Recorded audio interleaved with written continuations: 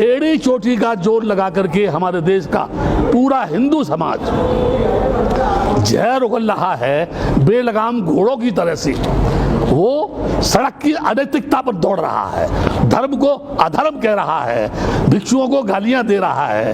वो रामदेव जो एक बहुत बड़ा व्यापारी है वो उपदेश दे रहा है, जिनको ये पता नहीं कि योग की परिभाषा क्या है। मैं यहाँ ये बताना चाहता हूँ कि जो लोग भी इस भारत की धरती पर हिंदू गणराज्य स्थापित करना चाहते हैं, मैं आपके मीडिया के माध्यम से कह रहा हूं, उनके बाप के फरिश्ते भी इस देश की धरती पर हिंदू गणराज्य स्थापित नहीं कर सकते। क्योंकि जब ये देश आजाद हुआ, अंग्रेजों से जब एग्रीमेंट हुआ, तब डेमोक्रेसी के आधार पर यह देश आजाद हुआ, लोकतंत्र के आधार पर यह देश आजाद हुआ, धर्मनिरपेक्षता के आधार पर यह हुआ। मैं पूरे देश के लोगों से यह जानना चाहता हूं, क्या वेदों में कहीं हिंदू शब्द है? क्या पुराणों में कहीं हिंदू शब्द है? कहीं गीता में कहीं हिंदू शब्द है? रामायण में कहीं हिंदू शब्द है? उपनिषद में कहीं हिंदू शब्द है? किसी भी एक जगह कोई भी इस देश का मनीषी, ब्राह्मण, इस देश का नेता, इस देश का कोई भी उच्च कोटि का आचार, शंकराचार्य ये बताए हिंदू शब्द आया कहां से? What is the means of Hindu? What is the difference? यानी हिंदूज एंड अदर कम्युनिटीज जो है, मैं ये बताना चाहता हूं, केवल डॉक्टर अंबेडकर के संविधान को ये सीधा सीधा नहीं बदल सकते, क्योंकि उस समय इनके पास कोई अंबेडकर नहीं था जो भारतीय संविधान की रचना करता। इस समय भी इनके पास कोई ऐसा मनीषी नहीं है जो संविधान को बदल दे। इसलिए ये राम मंदिर जो है, ये राम मंदिर के माध्यम से हिंदू गणराज्य लाने की कोशिश कर रहे हैं, लेकिन ये भूल गए जब 60 वर्ष की कांग्रेस सड़क पर आ सकती है तो इनके फरिश्तों को भी सड़क पर भीख मांगने से कोई रोक नहीं पाएगा। मैं यहाँ एक बात कहना चाहता हूँ, बड़े बड़े शहंशाह, बड़े बड़े सूफी, यानी हजरत आदम नबी से नीचे जमी के चल बसे थे, नूह किस्ती मान बल्ला यार वो भी चल बसे, जिनका जमी पे था लश्करो फौजो सिया, दिल के अरमा दिल में रहे यार वो भी चल बसे। आज हम उनके चलने का करते हैं भैया, लोग कल हमसे कहेंगे यार वो भी चल बसे। बड़े बड़े राजा महाराजा, औरंगजेब हुआ या अन्य राजा हुए जो तलवार के बूते पर शासन करना चाहते थे, सिकंदर हो या कोई और हो, मर गए, जमीन पर दफन हो गए, उनकी भी कामना पूरी नहीं हुई। तो ये आरएसएस के लोग, ये बजरंग दल के लोग, ये शिवसेना के लोग और चंद ये इस समय नकाबपोश जो नेता है जो पूरे देश को बेचना चाहते हैं, रेल बेच रहे हैं, ये जो है बैंकों को बेचना चाहते हैं, हवाई अड्डों को इन्होंने बेच दिया, ये सारे मुल्क को बेच करके जब बेच देंगे तो ये व्हाट विल बी, यानी what will they do on the land of India? क्या करेंगे इस देश में? क्या करना चाहते हैं ये? इनका मकसद है एनी हाउ ब्राह्मणी संस्कृति को भारत की धरती पर स्थापित करना। अब वो जमाना नहीं है जब कोई पुष्पमित्र सिंह भिक्षुओं का कत्ल करेगा। डॉक्टर अंबेडकर ने बुद्धिज्म को स्वीकार करके एक ऐसी यानी शैली, ऐसी फिलॉसफी, ऐसी भाषा, ऐसी वाणी, ऐसा दर्शन लोगों को बीच में दे दिया है। ज्यों ज्यों लोग डॉक्टर अंबेडकर को पढ़ेंगे, त्यों त्यों इस देश में बगावत करने वाले लोगों की संख्या बढ़ेगी।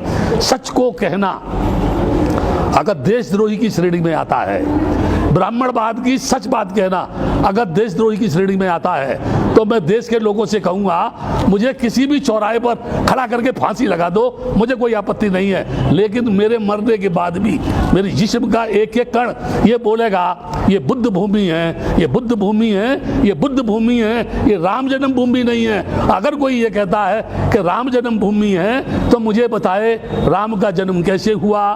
वो कौन थे जिन्होंने चावल दिए थे? उन रानियों के संतान किससे पैदा हुई?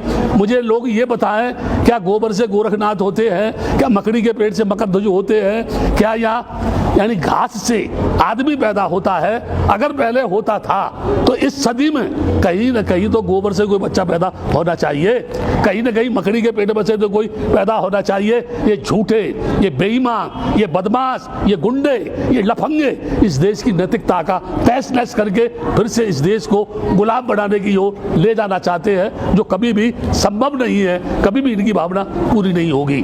बुद्ध ने कहा पहले अपने आप को जीतो, उसके बाद दूसरे की जीतने की बात करो। पूरी दुनिया जानती है कि बुद्ध के आका महाबोधि बिहार बौद्धों का है। पूरा त्रिपिटक कहता है कि अयोध्या जो है साकेत नगरी के नाम से जानी जाती है। ये कह रहे हैं ये राम मंदिर है, और कह नहीं रहे हैं, उन्होंने उस जगह बाबरी मस्जिद को तोड़ करके राम मंदिर बनाने की शुरुआत कर दी। यहाँ एक प्रश्न है, जब वहाँ बाबरी मस्जिद थी ही नहीं तो आपने मुसलमानों को 5 एकड़ जमीन देने की घोषणा क्यों की? क्या आप उनको खुश करना चाहते हैं? और फिर ये अभी रक्षाबंधन आ रहा है, उसके साथ साथ ईद आ रही है, और ये 27 से फिर यानी 1-5 तारीख तक लॉकडाउन करेंगे। ये लॉकडाउन का मतलब क्या है? कोई भी आदमी किसी भी प्रकार की सरकार के खिलाफ बगावत नहीं कर सकता है, और वो जो चाह रही है उसे वो करेंगे। लेकिन मैं एक बात बता रहा हूं, ये कुछ भी कर ले ये सफल नहीं होगा। मंदिर बना ले, ठीक है ना, मंदिर बना ले। ये अभी भी किसी ने कहा, मैं कह रहा हूं इस बात को, जितने भी मंदिर हैं भारत की धरती पर, अगर उनके पुजारियों को वेतन के अलावा जो भी फंड है वहाँ, अगर पूरा फंड ये सरकार ले ले तो 130 करोड़ लोगों की समस्या का समाधान हो सकता है। लेकिन ये ऐसा नहीं करेंगे, क्योंकि मंदिर के नाम पे तो भड़काते हैं, ये मजहब के नाम पे तो लड़ाते हैं ना। इसलिए ये नहीं चाहेंगे। आप मुझे बता दीजिए, जिस भगवान को कभी देखा नहीं, जिस भगवान से कभी बातचीत नहीं हुई, जो भगवान कभी आया नहीं, जिस भगवान को पूर्वजों ने नहीं देखा, लोगों के बाप दादों ने नहीं देखा, और ये कह रहे हैं कि वो है, कहाँ है, किस जगह है? और फिर अंत में कहता हूं, जब आदमी ही दुनिया में नहीं रहेगा तो फिर भगवान को मानेगा कौन? इन मंदिरों में जाएगा कौन? इनकी पूजा कौन करेगा? इनको चढ़ावा कौन देगा? तो आवश्यकता मंदिर बनाने की नहीं, आवश्यकता आदमी के जीवन को बनाने की है, आदमी के जीवन को सुखी बनाने की है, लोगों को अच्छी शिक्षा देने की है, लोगों को अच्छी टेक्निकल एजुकेशन देने की है, लोगों की बेरोजगारी की समस्या हल करने की है, लोगों को नौकरी देने की है, नारी को पढ़ाने की, आगे बढ़ाने की है, उसकी नैतिक यानी शिक्षा के माध्यम से उसके चरित्र का निर्माण करने की है। तब जाकर के इस देश का भला हो।